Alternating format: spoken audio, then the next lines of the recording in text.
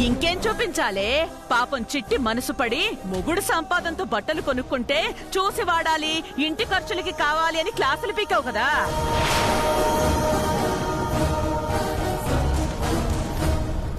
నువ్వేమో ముందే పథకం వేసి నీకు నీ మొగుడికి పుట్టింటి నుంచి బట్టలొచ్చే ఏర్పాటు చేసుకున్నావు. నీది మామూలు చలాకితనం కాదు సీత. నిజంగానే బామ్మి బట్టలు పంపిస్తుందని నాకు తెలియదత్తయ్య. అలాంటి స్వార్థం కూడా నాలో లేదు. చాలే ఆపు. నీకు సంపాదనుంది, చిట్టికి దాని మొగుడికి సంపాదనుంది. ఎటు చూసినా ఇదిగో ఈ దాక్షాయనికి సరస్వతికే ఏమీ లేదు. సరస్వతికేమో పుట్టింటి వాళ్ళు లేరు, దాక్షాయనికి ఆయన వాళ్ళున్నా లేనట్టే. అందుకే వాళ్ల మనసు చిన్నబుచ్చాలనే ఇలాంటి ఎత్తు వేశావు. అత్తయ్య, అర్థం పర్థం లేకుండా మాట్లాడకండి. ఎత్తుగడలు వేయడాలు, ఎదుటి వాళ్ళని అనవసరమైన మాటలని బాధ పెట్టడాలు, ఇలాంటి లక్షణాలు నాలో లేవత్తయ్య. ప్రతిదానికి రాద్ధాంతం చేయడం మీకు ఆనవాయితీగా మారిపోయింది. నాకు విన్నవరా రామరాజు,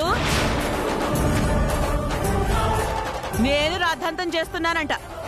పేరుకేమో ఇంటి పెద్ద బాధ్యత భుజాను వేసుకుని అందరినీ కలుపుకుపోవాలి, కలిసి ఉండాలి అని చెప్తూనే తన వరకు వచ్చేసరికి ఇలా వడగట్టించేస్తుంది నీ పెళ్ళాం. అత్తయ్య, ఎందుకిప్పుడు గొడవ? దాక్షాయిని, సరస్వతి, మీలో ఎవరో ఒకళ్ళు ఈ కొత్త బట్టలు తీసుకోండి. మాకు గతి లేదని ముస్టేస్తున్నావాక? నీకోసం పంపించినవి తప్పక మాకిస్తున్నావా? మీరు కూడా అలా అనుకుంటే నేను చేయగలిగేది ఏమీ లేదు.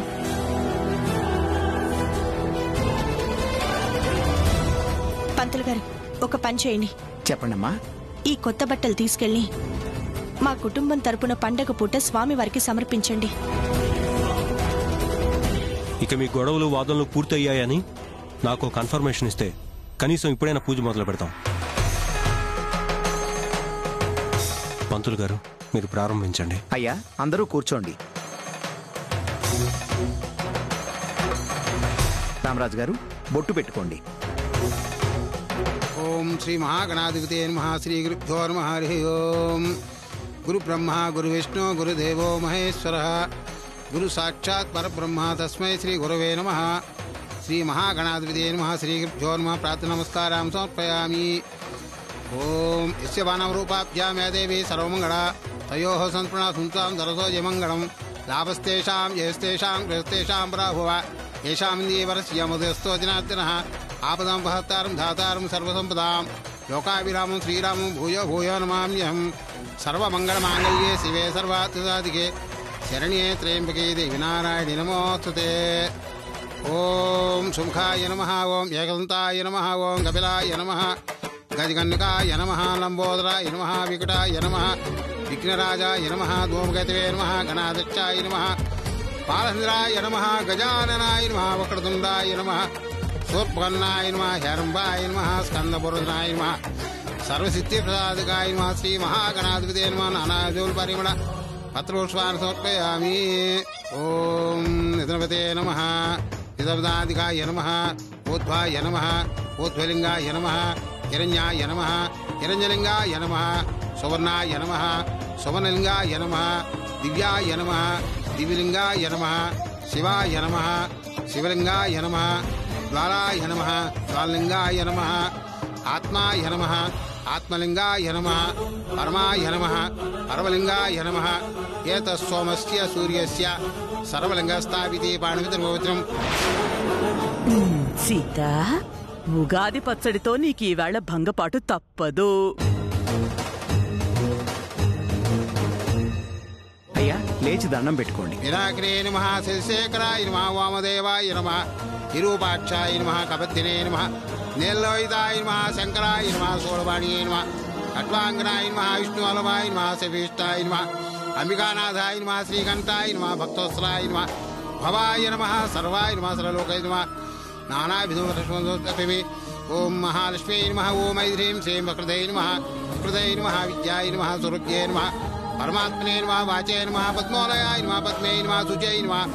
స్వాహాయ నమః సుధాయ నమః ధన్యాయ నమః హిరణ్యాయ నమః లక్ష్మ్యాయ నమః నిత్యపుష్టాయ నమః విభత్యాయ నమః ఆదిత్యాయ నమః దీప్యాయ నమః వసుధారిణే నమః కమలాయ నమః కాంతాయ నమః కామాక్షాయ నమః రోసంభవాయ నమః అనుగ్రహప్రదాయ నమః బుద్ధాయ నమః అనఘాయ నమః హరివల్లభాయ నమః శోకాయ నమః అమృతాయ నమః లోకశోక వినాశిన్యే నమః ధర్మాలయాయ నమః కరుణే నమః లోకమాత్రే నమః. రామరాజు గారు, ముందుగా అందరి రాసులకు సంబంధించి పంచాంగ శ్రవణం చేయాలి. ఆ తదుపరి ప్రసాదం పుచ్చుకుందురు గాని. అలాగే పంతులు గారు.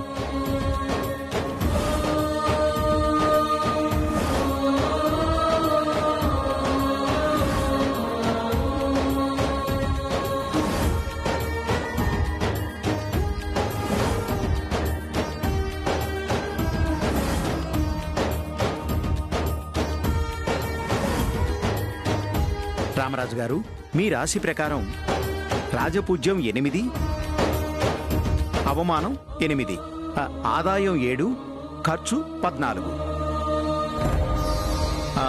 ఆరోగ్యం నిలకడగానే ఉంటుంది. మానసిక ఆందోళనలు తప్పకపోవచ్చు. మీరు ప్రతి సోమవారం శివారాధన చేస్తే మేలు జరుగుతుంది. అలాగేనండి. సీతమ్మ గారు, మీ రాశి ప్రకారం రాజపూజ్యం 3, అవమానం 14, ఆదాయం 9, ఖర్చు 12. ఉద్యోగ వృత్తిపరంగా, కుటుంబ పరంగా అధికమైన ఒత్తిడి, ఆందోళన సూచిస్తోంది. నిత్య రామనామస్మరణ చేయటం మంచిదమ్మా. సరే పంతులు గారు. పైకి రామనామ స్మరణ చేసినా లోపల రాక్షస బుద్ధులు కలిగుంటే అవమానాలుగాక ఇంకేమవుతాయి? రాజపూజ్యం ఎక్కువ ఉండాలంటే మనసు మహారాజులా ఉండాలి. అదెక్కడ ఏడ్చి చచ్చింది? ఎందుకమ్మా పూజ దగ్గర ఈ వాదన? కొద్దిసేపు మౌనంగా ఉండొచ్చు కదా. సరేలేరా, నీకేమో పెళ్ళానంటే నచ్చదు, నాకేమో నోరాగి చావదు.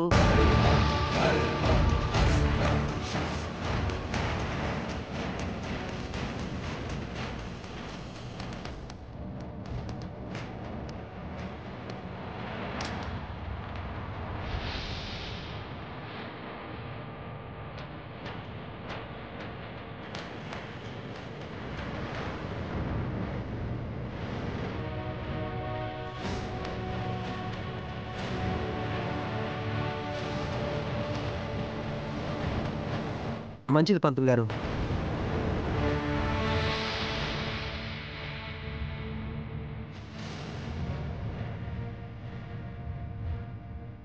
రామరాజు గారు, పంచాంగ శ్రవణం పూర్తయింది.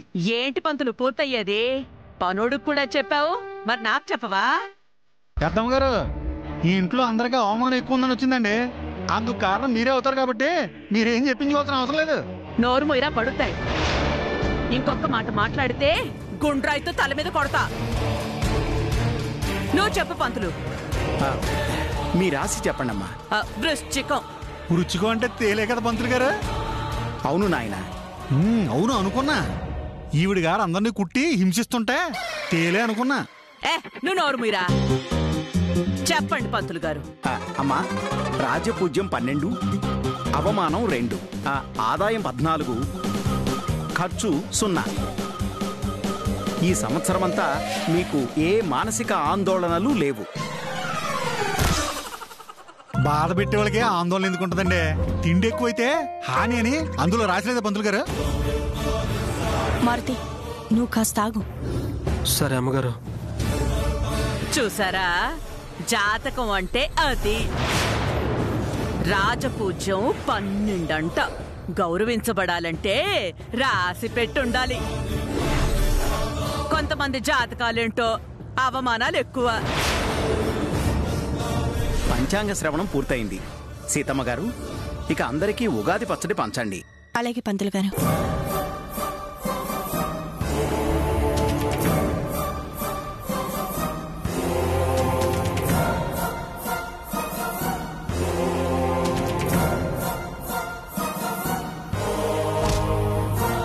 అత్తయ్య, ముందు మీరే ప్రసాదం తీసుకోండి. నాకెందుకులేమ్మా, నీ చేతి ఉగాది పచ్చడి చేయటం ఎవ్వరికీ సాధ్యం కాదని నీ మరుదులు చెప్పారుగా. అందరికీ పంచాక చెప్పర్లు తీసుకుంటాను. మీ ఇష్టం అత్తయ్య. దాక్షాయిని పట్టు.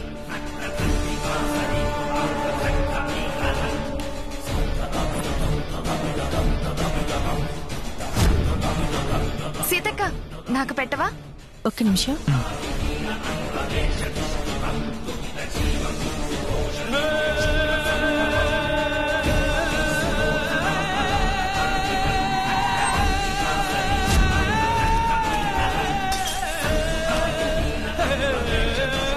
వదినా నాకు పెట్టు.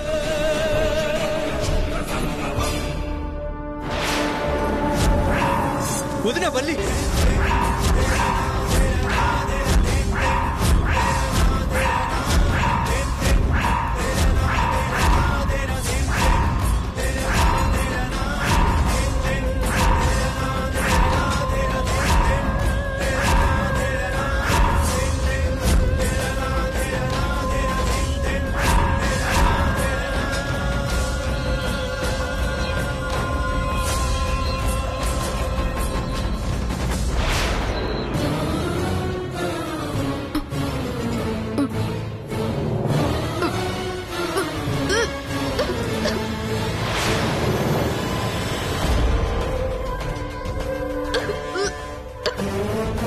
బలిపడిన ఉగాది పచ్చడి నేను తిన్నానా? వామ్మో, ఏమవుతుందో ఏంటో. సరస్వతి, అయ్యో సరస్వతి వదినా. సరస్వతి సరస్వతి సరస్వతి సరస్వతి ఏమైంది? సరస్వతి సరస్వతి సరస్వతి సరస్వతి సరస్వతి సరస్వతి అక్క, సరస్వతి సరస్వతి అక్క లే అక్క. సరస్వతి అక్క సరస్వతి సరస్వతి సరస్వతి లేమ్మా. ఏమైంది సరస్వతి? సరస్వతి అక్క, ఏంటక్క ఇది? ఏదైనా చేసేటప్పుడు చూసుకునే పనిలేదా? ఈ బల్లి పండ పచ్చడి తిన్నాం, మాకేదైనా అయితే?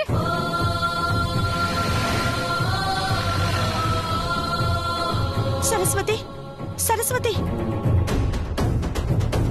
చూసుకోవచ్చు కదా సీత.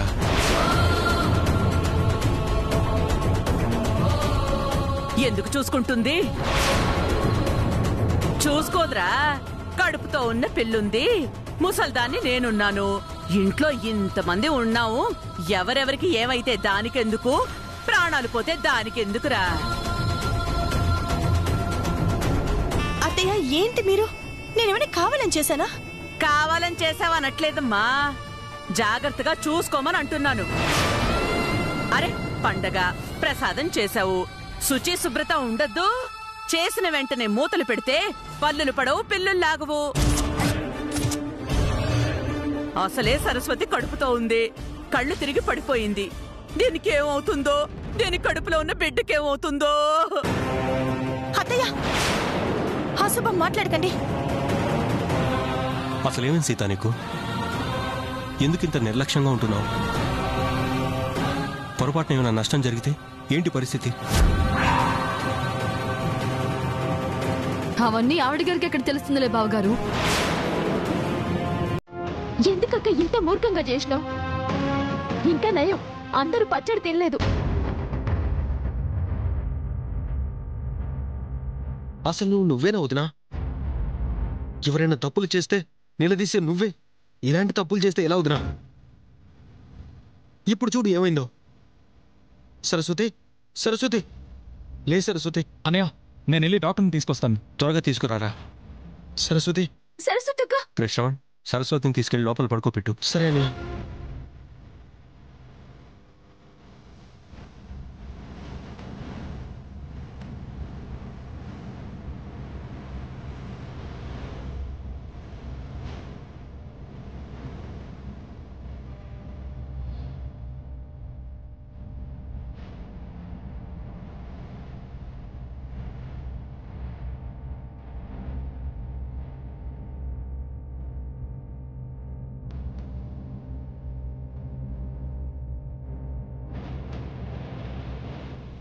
ఓరు నాయనో, సీత అసలే మహాముదురు.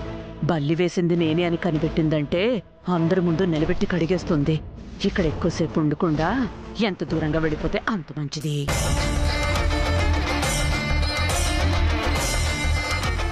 స్వామి, సరస్వతికి కడుపులో ఉన్న బిడ్డకి ఏం కాకుండా చూడు స్వామి.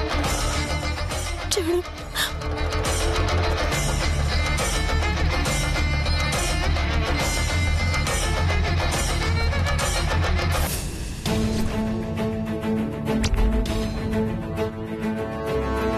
సరస్వతి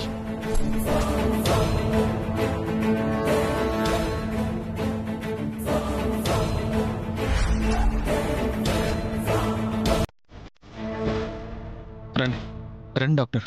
రండి కూర్చోండి డాక్టర్.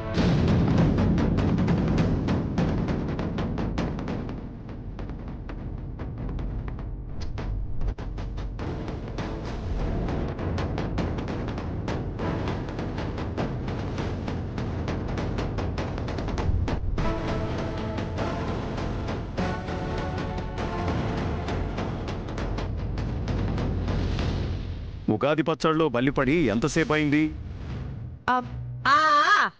అయ్యింది 2 గంటలు.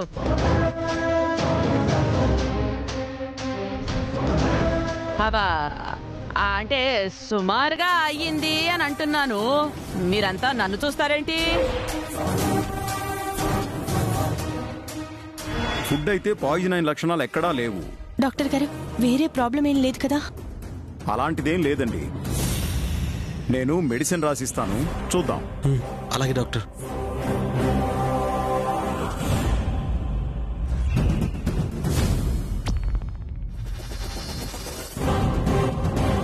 రబ్బర్ బల్లేగుందే.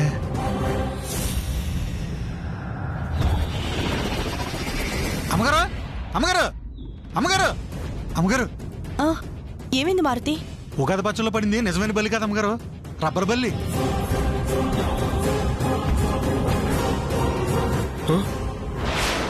రబ్బర్ బల్లా? సరస్వతి నీకేం కాలేదా?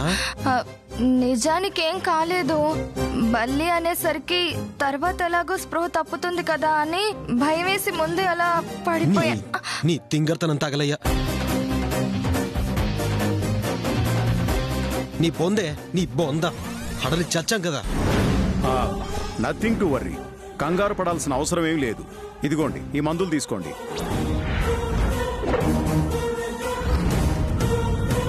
బల్లి ఉందని తెలిసి ఆ ఫీలింగ్ తోనే అలా అయింది. Don't worry.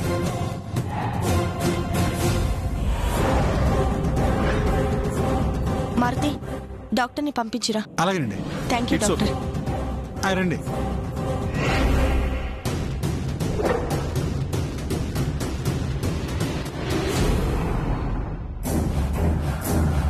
ఎవరు ఉగాది పచ్చళ్ళలో రబ్బర్ బల్లి వేసుంటారు?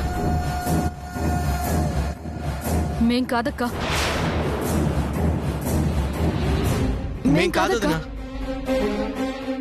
మాకు ఏం తెలియదు వదినా. ఎవరికి తెలియదంటే మరి ఆ బల్లి ఎవరేసినట్టు? ఇప్పుడు తెలియకపోయినా తర్వాతైనా తెలుస్తుంది. జరిగిందేదో జరిగిపోయింది, వదిలేసేయండి. కావాలని వేశారో ఎలా పడిందో. ఉగాది పచ్చడైతే పాడైపోయింది కదా.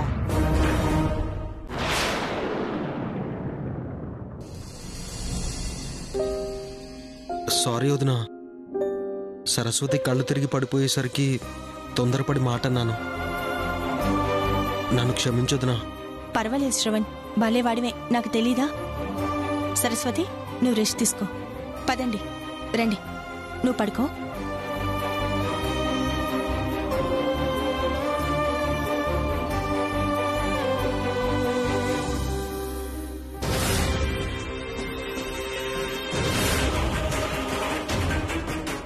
సీతని అందరి ముందు తప్పుడు మనిషిని చేయడానికి బల్లిని వేసిన నేను, అదే బల్లి కింద పడినప్పుడు ఎవరికీ దొరకకుండా బయటపడేసుంటే అందరూ సీతను తిట్టేవాళ్ళు. ఛ!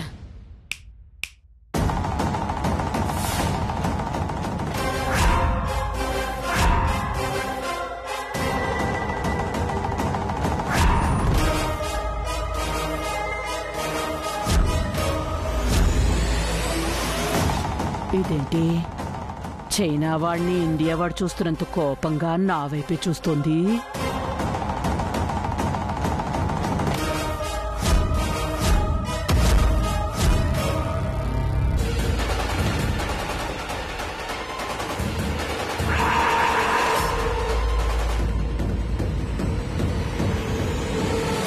ఉగాది పచ్చళ్ళలో బలి వేసింది మీరే కదత్తయ్య?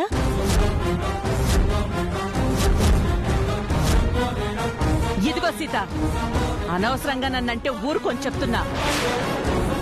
అలాంటి పనులు చేయాల్సిన అవసరం నాకేంటి? ఈ ఇంట్లో కూడా ఎవరికి అలాంటి అవసరాలు లేవత్తయ్య. నా చెల్లెళ్ళు తొందరపడి మాటలు అంటారేమో కానీ పండుగ సంతోషాన్ని పాడు చేయడానికి తిండిని విషం చేసేంత విషపు ఆలోచనలు వాళ్ళల్లో ఎవ్వరికీ లేవు. ఇది మరీ బాగుంది సీత.